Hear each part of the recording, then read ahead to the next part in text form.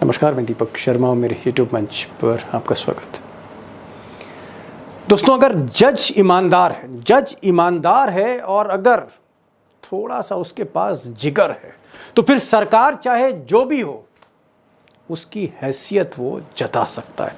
और पिछले दो दिनों में इस देश में या सुप्रीम कोर्ट में दो ऐसे जज सामने आए जिन्होंने ना सिर्फ मोदी सरकार को आईना दिखाया बल्कि पूरी तरह से बेनकाब कर दिया। प्रधानमंत्री नरेंद्र मोदी जी के लिए इस वक्त दो जज एक बहुत बड़ी चुनौती बन चुके हैं, या फिर यूं कहिए कि पूरी भाजपा के लिए यहां पर दो जज जो है पूरी गले की ऐसी फांस बन चुके हैं जो पूरी भाजपा को बुरी तरह से फंसाते हुए नजर आ रहे हैं। पूरी भाजपा को बेनकाब करके रख दिया है कि भाजपा का पूरा सिस्टम किस तरह से भाजपा के लिए काम करता है, और कई ऐसे वकीलों को बेनकाब कर दिया गया जो सिर्फ और सिर्फ भाजपा के लिए काम करते। दोस्तों, हमारे साथ वरिष्ठ पत्रकार मौजूद है दीपक शर्मा।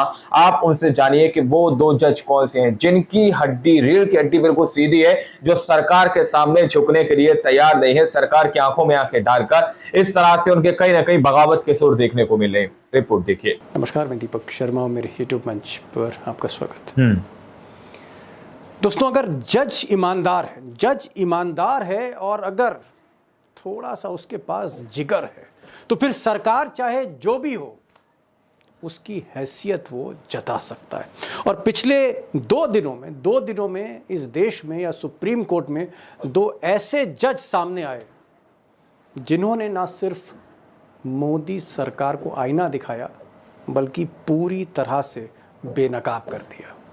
और दोस्तों, आज इस वीडियो की शुरुआत में एक ऐसे ही दिलेर जज की तस्वीर के साथ कर रहा हूं जिनका नाम है जस्टिस JB पारदीवाला। और पारदीवाला साहब जो हैं वो सुप्रीम कोर्ट के जज हैं और इन्होंने आज बहुत ही ऐतिहासिक फैसला दिया, बड़ा हिम्मत वाला, जिगरे वाला फैसला दिया। इन्होंने कहा कि साहब, ये जो मोदी जी के जो गवर्नर हैं और खासकर जहां बीजेपी की सरकार में, जहां कांग्रेस की सरकार है, DMK की सरकार है, ममता की सरकार है, हेमंत सोरेन की सरकार है, ऐसी जहां सरकारें हैं वहां पर ये जो गवर्नर हैं काम करने नहीं दे रहे हैं।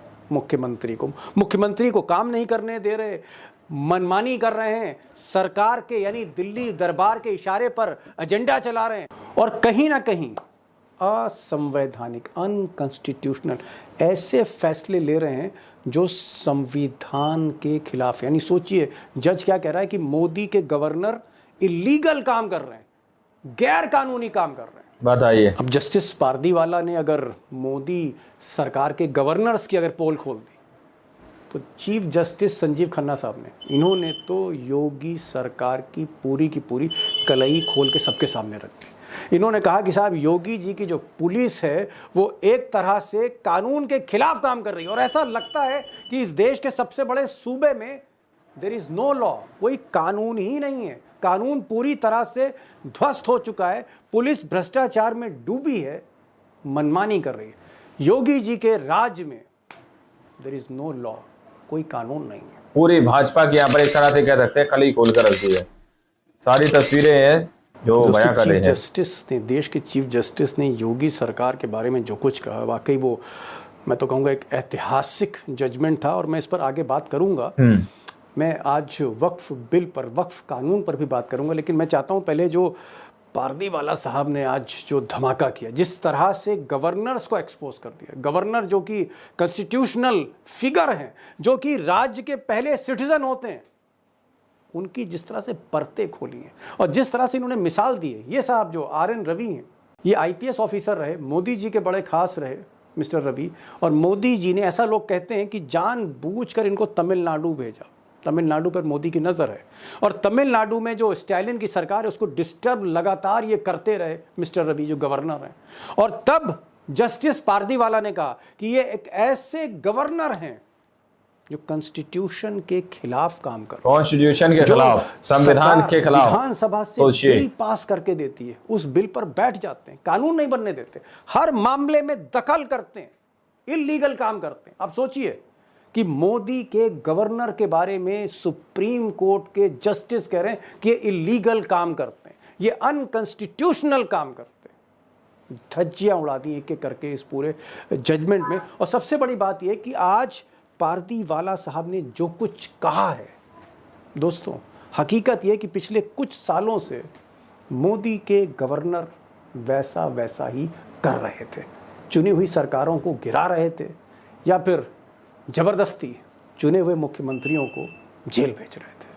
अब गवर्नर जिसे कानून की हिफाजत करनी चाहिए वही अगर कानून से खिलवाड़ कर रहा है तो सोचिए सरकार किस तरह से काम कर रही है। मिसाल के तौर पर मैं आपको एक तस्वीर दिखाना चाह रहा हूँ। ये तस्वीर है भगत सिंह कोश्यारी की। यूँ तो उत्तराखंड के नेता रहे, लेकिन मोदी जी के बड़े खास थे और मोदी जी ने इन्हें महाराष्ट्र भेज दिया एक एजेंडा के साथ। और कोश्यारी साहब ने उस एजेंडा पे काम करते हुए एक दिन सरकार ही गिरा दी उद्धव ठाकरे की। और सरकार सिर्फ गिराई नहीं, गैर कानूनी तरीके से एकनाथ शिंदे को शपथ दिला दी। मैं नहीं कह रहा हूं, सुप्रीम कोर्ट का कहना है। सुप्रीम कोर्ट का कहना है इस तरह से काम किया जाता है। इन्होंने इस भाजपा का, मोदी जी का एक ऐसा सिस्टम है जो पूरा काम भाजपा के लिए करता है। एक और एग्जाम्पल देख लीजिए, ये तो बड़ा चर्चित एग्जाम्पल है, पूरी दुनिया जानती है। Lieutenant governor Vinay Kumar Saxena. अब सक्सेना साहब गुजरात के समय से, जब मोदी जी गुजरात में थे मुख्यमंत्री, तब से सक्सेना साहब मोदी जी के खासम खास थे। तो मोदी जी जैसे दिल्ली आए तो सक्सेना साहब भी दिल्ली आए। फिर मोदी जी का एक एजेंडा था कि किसी कीमत पर केजरीवाल को बेदखल करना है, और तब सक्सेना साहब को लेफ्टिनेंट गवर्नर बनाया गया दिल्ली का। और इन्होंने आते ही केजरीवाल के खिलाफ मुकदमे ठोकने शुरू कर दिए। पहले तो काम करने नहीं दिया, बाद में मुकदमे ठोकने शुरू किए। ईडी को लिखा, सीबीआई को लिखा, सिसोदिया को जेल भेजा, संजय सिंह को जेल भेजा और केजरीवाल को जेल भेज दिया। अब सक्सेना साहब के बारे में तो पूरा ग्रंथ लिखा जा सकता है, लेकिन मैं एक और शख्स का नाम लूँगा जो वैसे तो बहुत इंटेलेक्चुअल दिखते हैं, काम इनके भी वैसे ही हैं जो मिस्टर रवि और सक्सेना साहब कहते हैं। नाम है मोहम्मद आरिफ खान। केरल की सरकार का आरोप है कि मोहम्मद आरिफ खान ने वही केरल में किया जो तमिलनाडु में मोदी जी के ये रवि साहब कर रहे हैं। यानी जो बिल पास हुआ उसमें अड़ंगा लगा दिया, सरकार जो फैसला ले रही है उसमें दखल दे दिया। और चौंकाने वाली बात यह है कि आरिफ साहब ने जब पूरी तरह से केरल सरकार को परेशान कर दिया तो मोदी जी ने उन्हें गिफ्ट में बिहार का गवर्नर बना दिया। अब दोस्तों, राज्यपालों ने जिस तरह से मोदी के इशारे पे शय पे सरकारें गिराई, लंबी फहरिस्त है। मध्य प्रदेश का मैं जिक्र कर सकता हूँ, मैं जिक्र जो है कर्नाटक का कर सकता हूँ, मैं जिक्र जो है पंजाब का कर सकता हूँ, कई ऐसे मैं जिक्र कर सकता हूँ। लेकिन मुझे लगता है कि जो सबसे बड़ा सवाल है वो ये है कि अगर जज, हमारे इस देश में जज ईमानदार है, ऑनेस्ट है, उसकी रीढ़ की हड्डी है और उसके अंदर हिम्मत है, तो क्या सिस्टम को ठीक कर सकता है? और सरकार अगर अहंकार में डूबी हो तो क्या उसे वो होश में ला सकता है? क्या जज के अंदर ऐसी ताकत है? सवाल सबसे बड़ा है। और आज मैंने एक ऐसे गेस्ट को बुलाया, ऐसे मेहमान को बुलाया जिन्होंने जस्टिस पारदीवाला के साथ काम किया। जब जस्टिस पारदीवाला गुजरात में वकालत करते थे तब उनके वो सहयोगी थे, तब से जानते हैं वो 30-40 बरस पहले से। और संजीव खन्ना को भी बहुत करीब से जानते हैं। सुप्रीम कोर्ट के बार एसोसिएशन के सेक्रेटरी रहे, 50 साल का तजुर्बा है। और ये ऐसे साहब हैं, आज के जो मेहमान हैं, जो चंद्रचूड़ के भी सीनियर थे। जी हाँ, चंद्रचूड़ के भी सीनियर थे। जेठमलानी साहब के साथ भी काम किया, कपिल सिब्बल के साथ भी काम किया। मैं बात कर रहा हूँ सुप्रीम कोर्ट के सीनियर लॉयर, पूरी भाजपा की यहाँ पर एक तरह से कह सकते हैं कली खोल कर रख दी है। उनसे मैं सारी तस्वीरें हैं बात करूँगा, जो बयां कर रही हैं। उत्तर प्रदेश पर भी बात करूँगा, योगी की सरकार पर भी बात करूँगा। और सुनिएगा उनको, मैं उनसे वक्फ पर भी बात करूँगा कि क्या वक्फ का जो कानून, जिस पर याचिका पे याचिका दायर हो रही है और शायद 15-16 तारीख से उसकी सुनवाई शुरू हो रही है, क्या वक्फ बिल को भी संजीव खन्ना स्टे दे सकते हैं, रोक सकते हैं, खारिज कर सकते हैं? आप प्लीज़ अशोक अरोड़ा को ध्यान से सुनिएगा, यही मेरी इल्तिजा है। सारी पिक्चर क्लियर होगी कि पर्दे के पीछे हो क्या रहा है। अरोड़ा साहब, जो मेरा पहला सवाल है कि आपने, चाहे हम चीफ जस्टिस चंद्रचूड़ कहें, वो आपके जूनियर थे, इसी तरह से जो इस वक्त मौजूदा चीफ जस्टिस हैं संजीव खन्ना, वो भी आपके जूनियर रहे। कपिल सिब्बल हो, राम जेठमलानी हो, हरीश साल्वे हो, देश भर के जितने बड़े वकील हैं, कहीं ना कहीं कॉन्स्टिट्यूशन के खिलाफ, संविधान के खिलाफ या उनके साथ बहस करी। मैं एक चीज आपसे जानना चाह रहा था कि आप जैसा सीनियर लॉयर इस देश में, क्या आपको लगता है कि सुप्रीम कोर्ट ने अंततः आखिर में हिम्मत दिखाई है और मोदी सरकार जैसा कहते हैं कि प्रेशर में जुडिशरी रहती है, आज जिस तरह से जजमेंट आया है गवर्नर्स के खिलाफ, इस जजमेंट को आप कैसे देखते हैं? आज मैंने पिंक शर्ट इसलिए पहनी, खुशी की बात है आज, बहुत मेरे को, आई एम सो हैप्पी, क्योंकि जिस सिस्टम से आप बिलोंग करते हो, जब गलत काम होता है आपको शर्म आती है, लेकिन जब अच्छा होता है तो आपका सीना, आप कहते हो वाह, yes I belong to this system. तो मैं संजीव खन्ना जी को, पार्टीवाला साहब को और बाकी जो जजेस, इसमें मेरे को पूरे नाम नहीं याद, जिसने जिसने फैसले किए हैं, ये बहुत ही एक अच्छी बात है। और जो मैं कहता हूँ जो चंद्रचूड़ ने इतने पाप किए थे, उसको काफ़ी हद तक 100% नहीं, लेकिन काफ़ी हद तक डिस्टिंक्शन तो मैं दूंगा ही दूंगा। मतलब संजीव खन्ना जी ने आते ही ऐसे कुछ फैसले किए, ऐसे कुछ निर्णय लिए। 100% एक दिन में आप इम्प्रूव नहीं कर सकते हो। जैसे क्रिकेट में कहते हैं you are as good as team and team is as good as captain, तो वैसे वर्षा चलता है। इतनी मजबूरी को पता है, दिक्कतें क्या है वो भी मुझे पता है। सुप्रीम कोर्ट का कहना है इस तरह से काम किया जाता है। कहना चाहूंगा भाजपा का, मोदी जी का एक ऐसा सिस्टम है जो पूरा काम भाजपा के लिए करता है। सुप्रीम कोर्ट के बहुत ही, आप कह सकते हैं, आक्रामक जज, मैं कहूंगा, बिल्कुल डरते नहीं, निर्भीक है इस दौर में।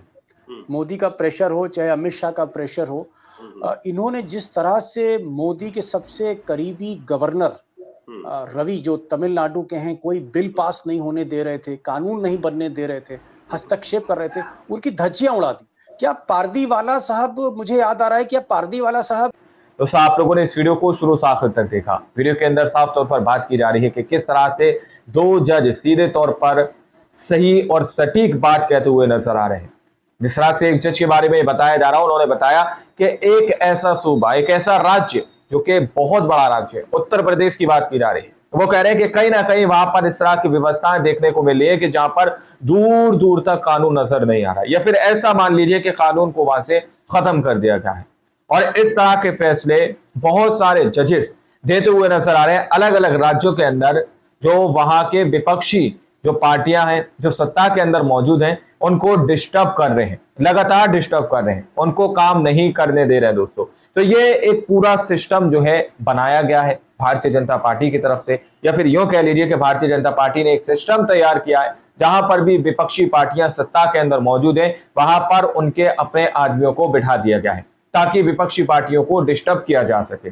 लेकिन इन दो जजों ने वाकई में दोस्तों बहुत हिम्मत दिखाकर यह बात कही है और सीधे तौर पर जजों की भी कहीं ना कहीं पोल खोलने का काम किया है कि ये लोग किस तरह से कॉन्स्टिट्यूशन ऑफ इंडिया की धज्जियां उड़ाकर उनके सारे रूल्स को ताक पे रखकर फैसले सुनाते हैं। सिर्फ और सिर्फ एक पार्टी के लिए ये लोग काम करते हैं। इस तरह से सीधे तौर पर ये जज बताते हुए नजर आ रहे हैं।